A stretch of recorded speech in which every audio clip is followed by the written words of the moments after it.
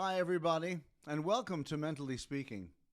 This podcast is here to help raise awareness for mental illness and to give you a place to come to share and learn. You know, I have mental illness and I struggle with it every day.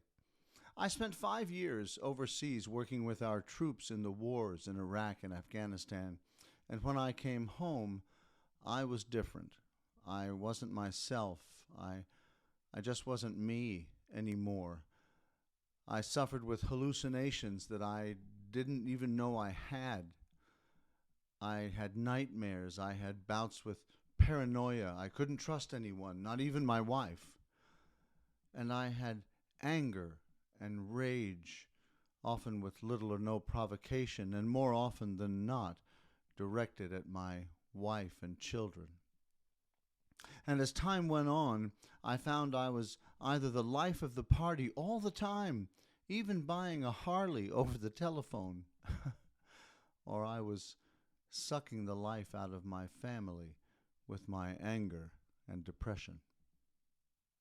I went to see a psychiatrist once, and she said it sounded like I had PTSD, but she wasn't taking on any new clients, so I was on my own again.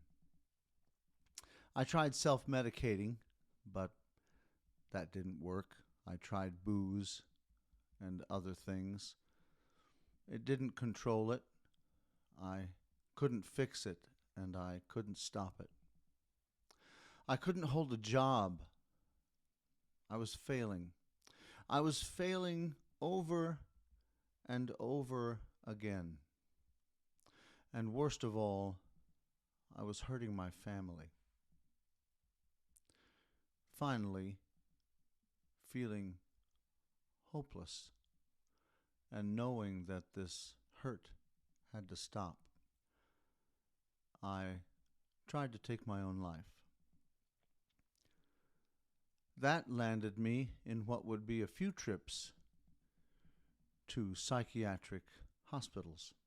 And let me tell you, if you've never been to a psychiatric hospital, those places are a blast and a half.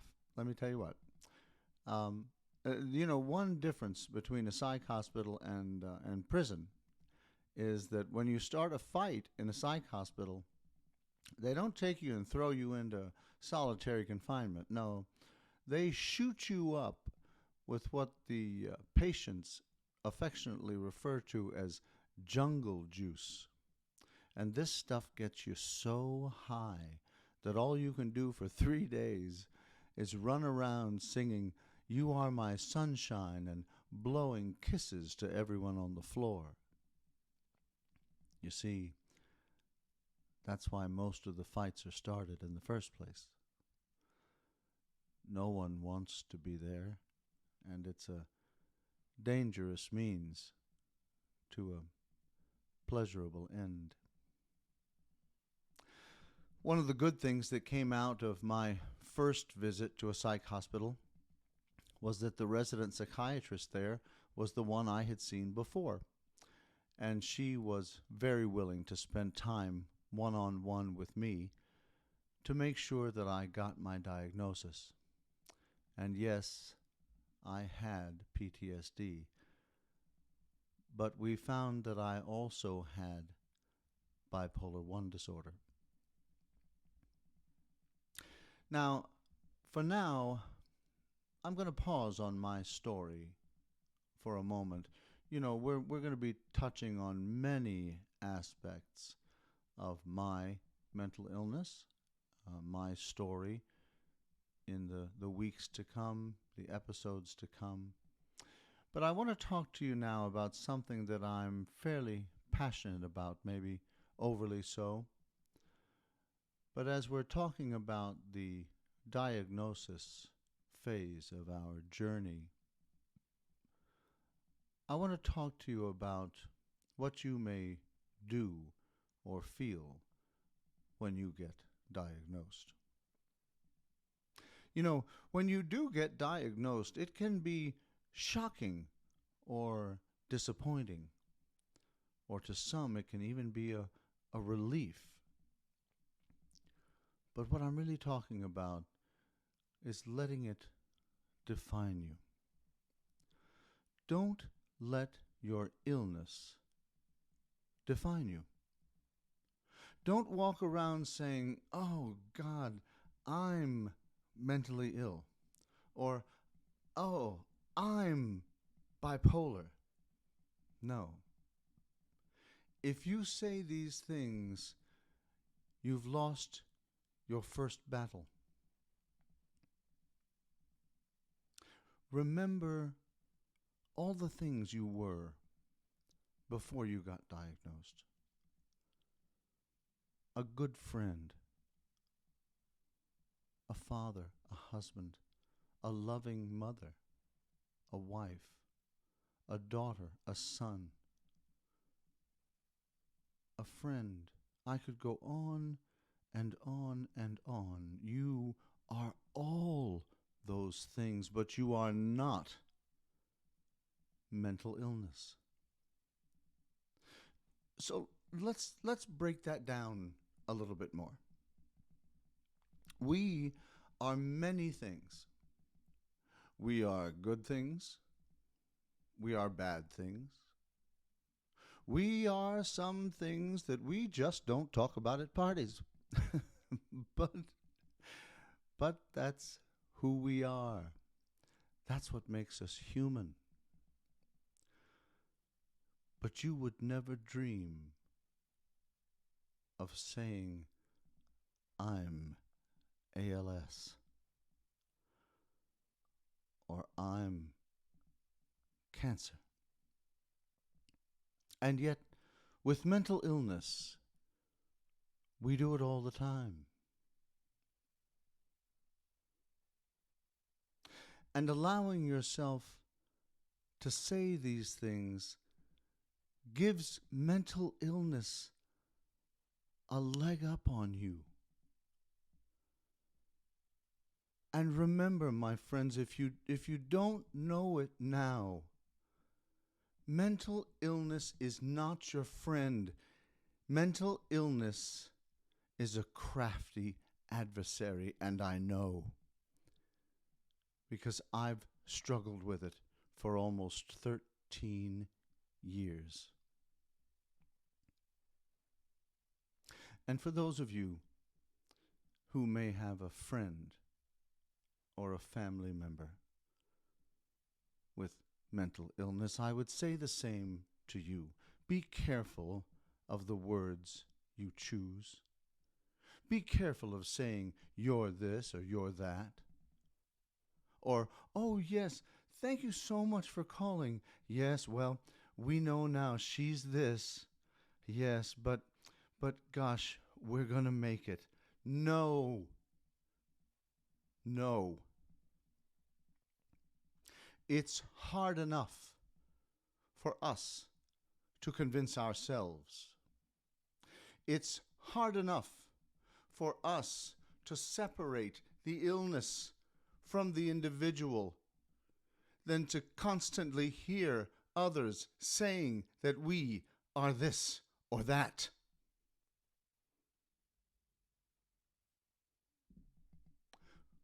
We are who we are,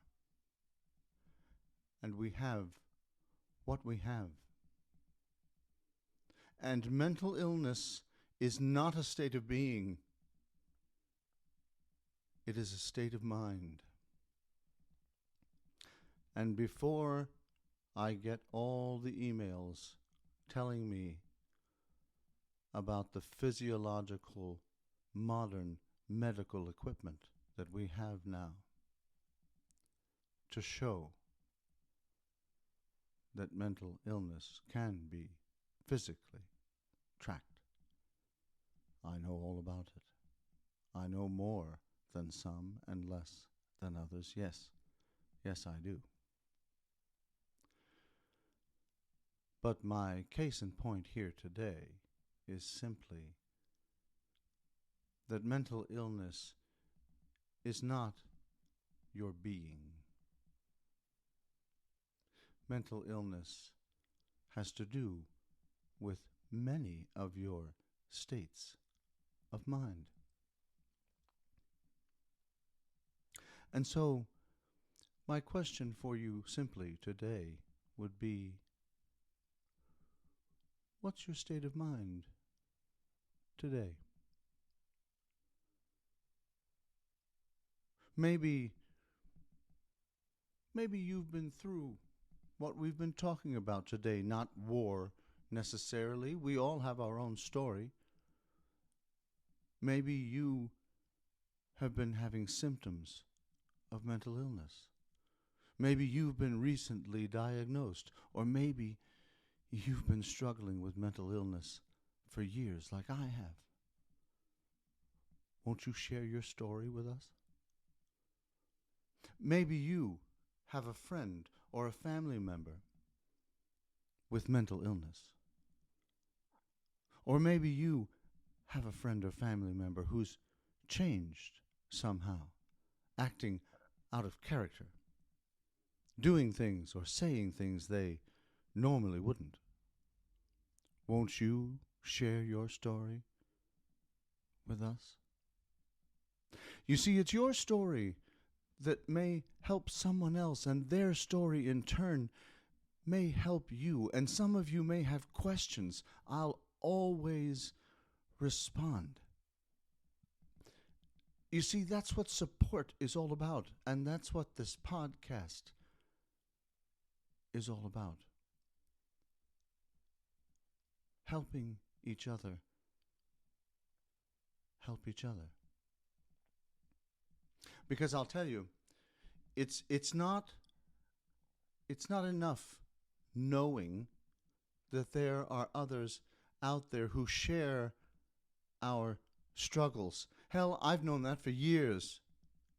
But it's not the same as hearing someone say, yeah, oh man, I've been there. I get it. Or, God, yeah, I've been there. And you know how I got over that? Let me tell you. And did you know that 25% of Americans have mental illness? In my town alone, that equates to 20,000 people, and I can't find a coffee club to share my story with. So here I am, sharing my knowledge, my struggles, my story with you. And you don't have to leave the house or the sofa. You don't even have to get out of bed, for that matter, if that's where you are today. And if that's where you are today, that's okay. Because, man, I've been there. Yeah, I get it. And we're going to talk about that in another episode. But for now, won't you share your story with us?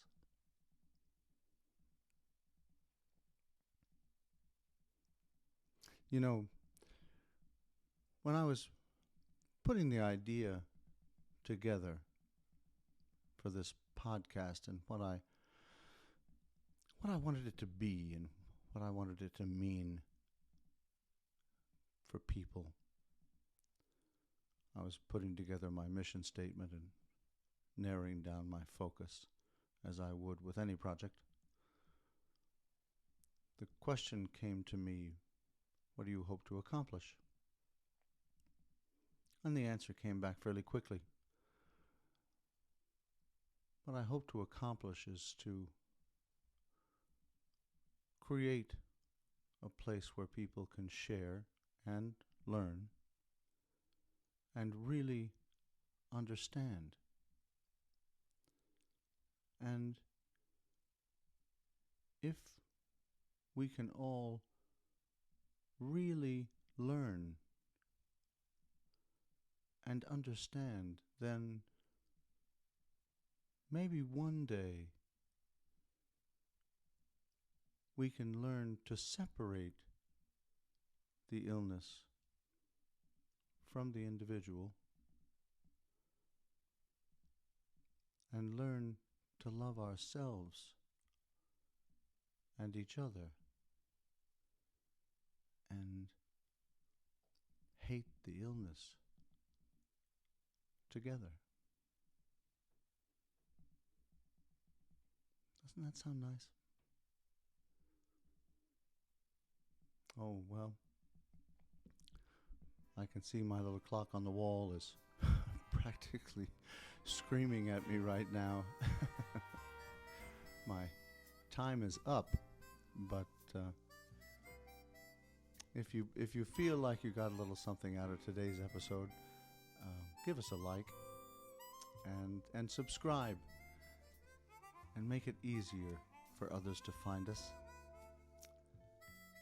I'm so glad that you joined me here this week, and I hope to be with you very, very soon. But until then, I'm John Nevitt. I wish you love, I wish you hope, and I wish you health and happiness, mentally speaking.